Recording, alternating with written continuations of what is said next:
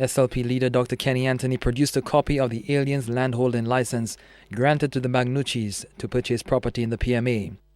The SLP leader says the license affirms that a condition of the purchase was that the owners had to secure planning permission for any construction. Dr. Anthony says this is contrary to pronouncements by Physical Planning Minister Richard Frederick. It is clear that Minister Richard Frederick either lied or chose to be misinformed about the actual content of the alien's landholding license granted to the Magnucci's. Now that this issue has been clarified, one fundamental question needs to be answered.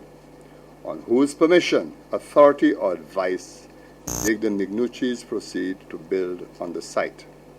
But Frederick says the application for building was made to Dr. Anthony's cabinet in 2006 through then Planning Minister Ferguson John. Frederick says the cabinet conclusion comes about after an application for approval from the responsible minister, in that case Ferguson John.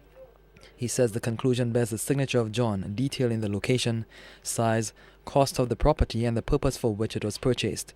Still, the opposition leader questions who granted permission for construction. The real question is whether the DCA did respond to the applicants, to the developers.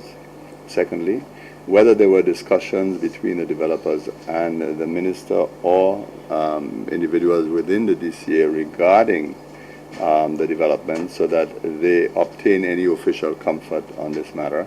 And you have to bear in mind that we have not seen the actual record of what took place. The SLP leader says he finds it curious that the chairman of the Development Control Authority has remained silent on the issue, notwithstanding the fact that he's from Soufrière. Dr. Anthony says the developer and owners should clarify the process that has led to this point.